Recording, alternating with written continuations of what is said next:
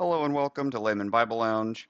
In this video, we're going to be doing a video essay read through of this article on our blog titled Original Sin, Guilty but Not Condemned. So if you've been watching our channel, uh, you're familiar that this is an issue. The consequences of the fall, our doctrine of the fall, has been a central issue that we've been covering for some time now. Just really digging into the issue, looking at things that the issues related to various doctrines, and just really dissecting everything. So in this article, this video essay, we're going to be particularly critiquing a specific conclusion or concept within the framework of original sin. So as usual, the link to this article will be in the description, so feel free to check that out. If there's any updates that are made on the back end, that'll be reflected there, like if we add any new stuff. So an overview first of views within the original sin perspective. When it comes to perspectives on the fall and its consequences, the main distinct premise of original sin that is not shared by other perspectives like ours that we've covered, called ancestral sin, is that all humans from conception are held personally guilty in God's sight for Adam's sin. McFarland summarizes this view in his book In Adam's Fall, page 29 through 30. He says, quote, stated summarily, the Western or Augustinian doctrine of the fall and original sin affirm, one, that Adam and Eve's violation of God's primordial commandment against eating from the tree of the knowledge of good and evil caused a fundamental deformation of humanity's relationship to God, each other, and the rest of creation. And, notice this is distinct, too, that this fall includes among its consequences that all human beings thereafter are born into a state of estrangement from God, an original sin that condemns all individuals prior to and apart from their committing any actual sins in space and time. End quote. So, with this in mind, we need to ask what conclusions are formed from this premise. Like, how does this play out practically? What does this condemnation, this guilt do? What does it mean? So the first view is the classical original sin view, which basically says all humans from conception are held personally guilty in God's sight for Adam's sin. Babies must be baptized to remit the inherited guilt from Adam, otherwise they're damned to hell if they die. So the classical view is the most historically prevalent view of original sin, clearly articulated between the late 4th century AD and the Middle Ages. We have an article that goes through this over multiple centuries demonstrating this view. We'll put something up on the screen because we've done a video on this previously where you can go watch that. In modern day, it's affirmed by some Roman Catholics and any other group or person that's committed to this historical view of original sin. The second is the limbo view, which basically says all humans from conception are held personally guilty in God's sight for Adam's sin. Unbaptized babies are not damned if they die, but they aren't necessarily saved either. They go to a distinct third place for eternity that's kind of in between these two. It's called limbo, and opinions on the precise details vary. Like you'll find various articulations of exactly where this is, like, what these babies are experiencing. But it's basically there's this third state for eternity between the two main fates that we see in Scripture that unbaptized babies go.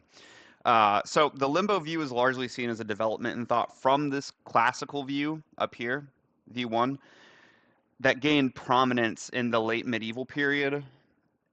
In modern day, it is mostly affirmed by some Roman Catholics, but it's not dogma, and this view actually has kind of started to, from our research understanding, kind of decrease recently, actually, over the last few decades. And there's a few reasons for that, and we can get into that in a separate article, a separate video, just on limbo at a later time. The third is the covenant household view, which basically says all humans from conception are held personally guilty in God's sight for Adam's sin, but the children of believers are spared from being damned to hell if they die. However, the children of unbelievers are damned if they die because they're guilty of Adam's sin. The covenant household view became prominent during the Protestant Reformation. In the modern day, this view is primarily affirmed among some Reformed groups, but it's by no means a dominant view. Um, the other view, the fourth view, is the guilty but not condemned view, which says all humans from conception are held personally guilty in God's sight for Adam's sin, but this doesn't condemn anyone if they die, and then all infants who die go to heaven or are saved, or whatever language you want to use for that. The guilty but not condemned view has become prominent and widely articulated within the original sin perspective since the late 19th century. This article, this video essay that we're going through here, will focus on our critique of this view specifically. So we're not unpacking these other three. We're just going to unpack this specific view.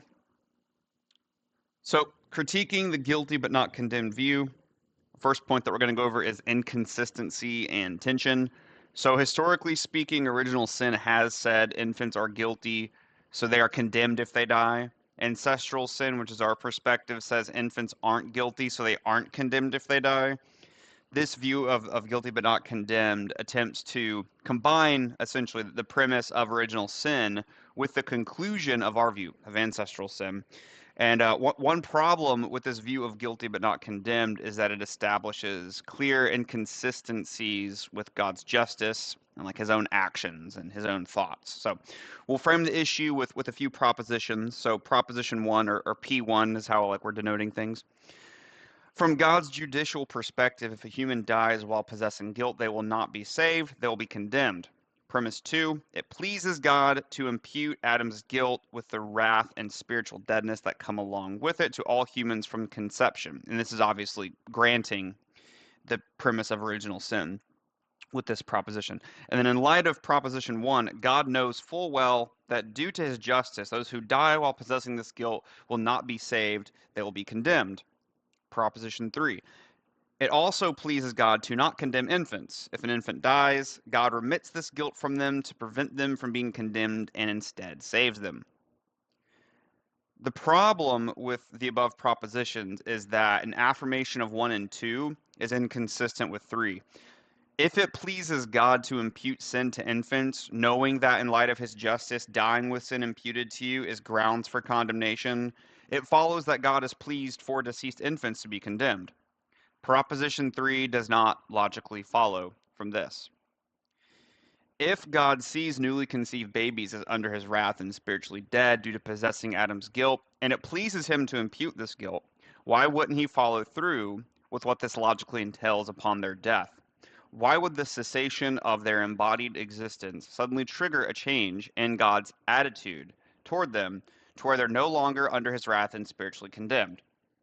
If God knows possessing guilt and his wrath cause damnation upon bodily death, and this is how he views infants, why would God then not follow through with this and not damn any infants?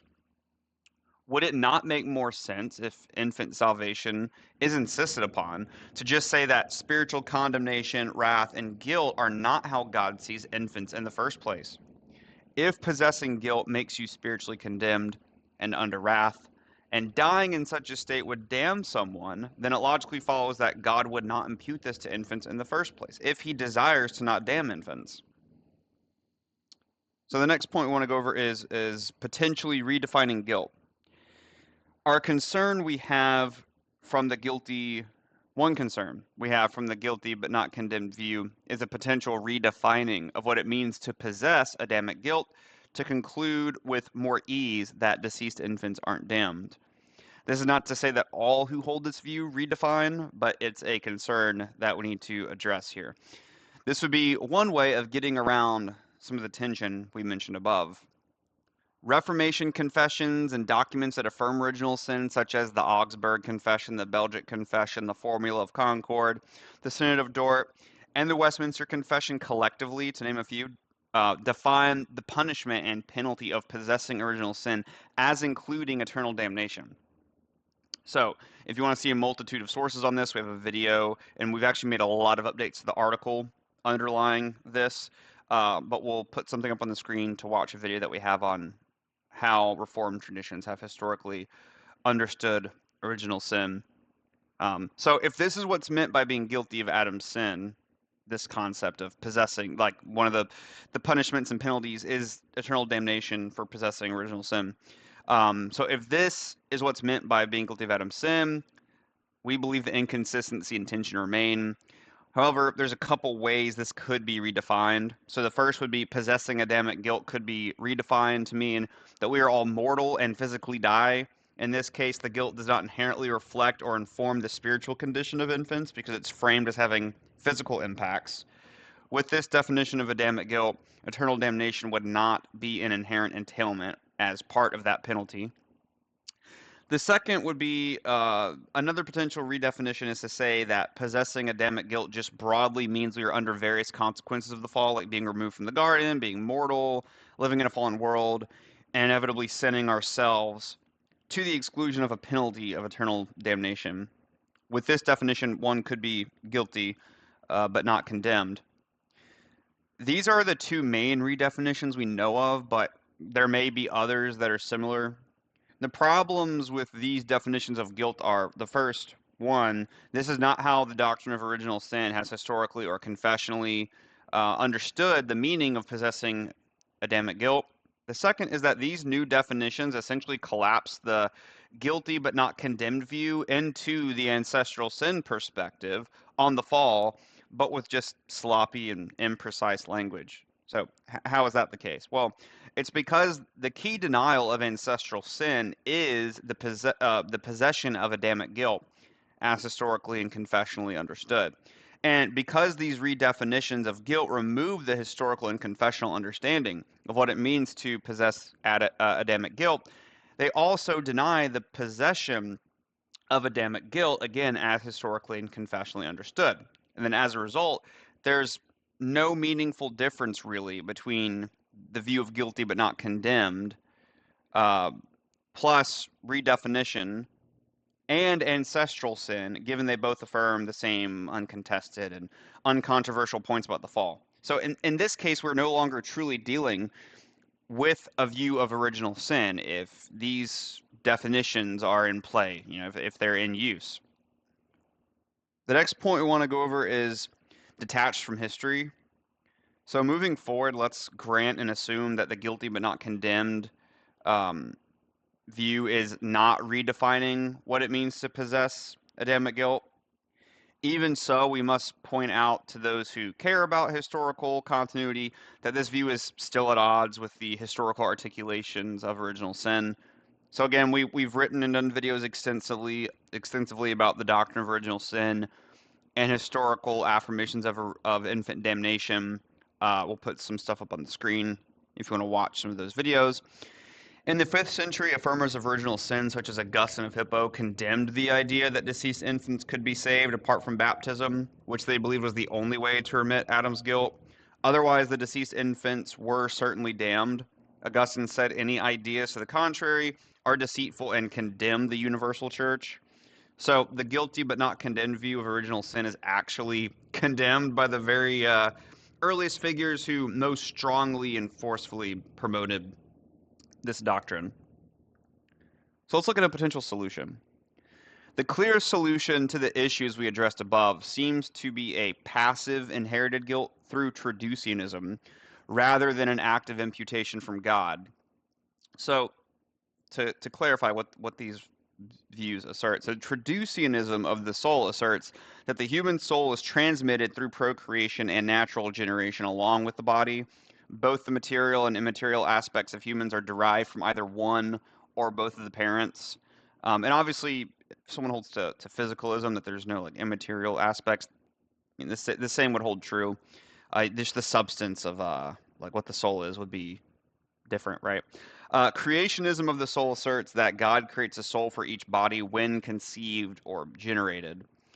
So how does this impact things? What's the relevance here? So the benefit of traducianism is that it removes God as an active agent involved in the creation of each person. If God is passive or not involved rather than active in creation of souls, one could extrapolate this to also saying that God is passive or not involved in Adam's guilt being accounted to us. It could be argued that this guilt is passively inherited or transmitted through procreation, much like genes and other features. As a result, some tension could be relieved between God actively imputing guilt to infants, knowing it would damn them, but simultaneously not desiring any infants to be damned. The relief would come in the form of this guilt not being so much of an imputed legal verdict to infants, but a substance passively inherited, which God didn't have an active part in. God would be more reactionary to the transmission of guilt in this view, rather than making an active judgment of imputation. And obviously, while this doesn't alleviate like all tensions or necessarily solve all problems, it would soften things, right? Between the inconsistency of simultaneously affirming proposition 2 and 3 that we covered earlier. So a history, we'll offer a few quotes here on this. So a history of mind and body in the late antiquity, page 223 says, quote, in his final incomplete work to Julian of Eclanum, he insists that every soul, and not only every body, was contained in Adam when he sinned. This is the only way Augustine believes that his doctrine of inherited guilt can be sustained, end quote. And then, I don't know how to pronounce this guy's last name. Madueme? I'm not sure. But in Original Sin and the Fall, 5 Views, page 30, he says, quote, throughout his life, Augustine vacillated between these two options and set the terms of the debate for later Catholic and Protestant traditions. Traducianism offers a plausible mechanism for the transmission of original sin, but raises worries about materialism, especially Tertullian's version. Conversely, creationism implies that God is responsible for souls being born sinful, or that souls become sinful by coming into contact with the body. Either God is responsible for original sin, or the body causes original sin, end quote. So commenting on these points that we've mentioned here. So in fact, scholarship has noted that in its historical context, traducianism was seen by Augustine as the most consistent, if not the only way, to maintain the doctrine of original sin. In light of this, it's no surprise that traducianism would be the clearest solution to the problems within the guilty but not condemned view of original sin. The problem is that traducianism has issues of its own. So we've already dedicated an entire video and an article unpacking the soul's origin and historical significance of that issue. We'll put something up on the screen if you'd like to watch that. So in that video essay and article, we cover over 80 verses and passages of the Bible to determine what the correct understanding is of the soul's origin. We look at W.G.T. Shedd. He is cited over 20 times to understand and interact with his arguments specifically for traducianism. And then we unpack how the origin of the soul is related to Christology and other problems of traducianism. In the end, we concluded that the biblical data best supports soul creationism, that view of the soul's origin. If traducianism solves the issues of the guilty but not condemned view of original sin, it must itself be proven true first. So we should try to avoid affirming entire doctrines as a means to an end of solving other problems in our theology. So conclusion.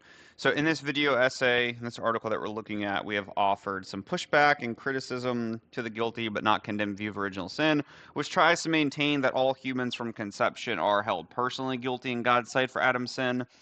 But this doesn't condemn anyone if they die, and all infants who die go to heaven or are saved, whatever language you want to use. There is certainly more discussion to be had on the issue. So here we've granted the premises and conclusions and then observed if the view was internally consistent. The bulk of our criticism is first internal inconsistency with like God's actions, attitudes, justice. Second is potential redefining of guilt, and then third is departure from how original sin has been historically understood. And then the most obvious solution to the inconsistencies also has problems of its own. Some of what makes discussing this issue tough is that our view of ancestral sin is comprised of an ancient set of beliefs which are in a historical context, an alternative view to the Augustinian original sin view. And then because of this historical framing, modern discussions on the issue are often complicated precisely because most affirmers of original sin today have departed from the doctrine as historically understood and instead often affirm something close to the guilty but not condemned view. So the goalposts of what ancestral sin was framed as an alternative to have now shifted in the logical lines of thought, and their conclusions have now blurred. As a result, this complicates the dialogue when conclusions are shared but premises are disputed. In our view, if someone desires to hold on to the salvation of deceased infants and deny that they are damned, the simplest explanation is just to side with ancestral sin and say that God doesn't see infants as guilty and deserving damnation in the first place. Instead, condemnable guilt is grounded on personal sins. As we noted earlier, there's a potential temptation of the guilty but not condemned view to unknowingly collapse itself into ancestral sin. Of the original sin views, this view is certainly the closest to ancestral sin. We aren't persuaded that it's scripturally, logically, or historically consistent to cling on to both an inherited Adamic guilt as well as universal deceased infant salvation.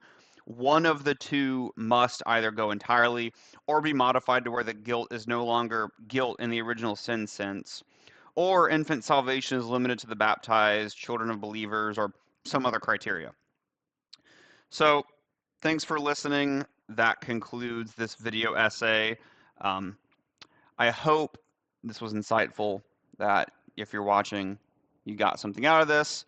This view, the guilty but not condemned view, it's become very prominent in recent decades, recent centuries. So it can, as we mentioned, make the dialogue more complicated because it's easier to analyze things when there's doctrines and ideas that are uh, entirely contrary to each other on their premises and conclusions. But when things get closer and there's more similarity, it can make things more difficult to sift through the issues and really delve into things and come to conclusions and solutions that are consistent and everything that goes with that. So, like, comment if you have any thoughts, questions, put something in the comment section.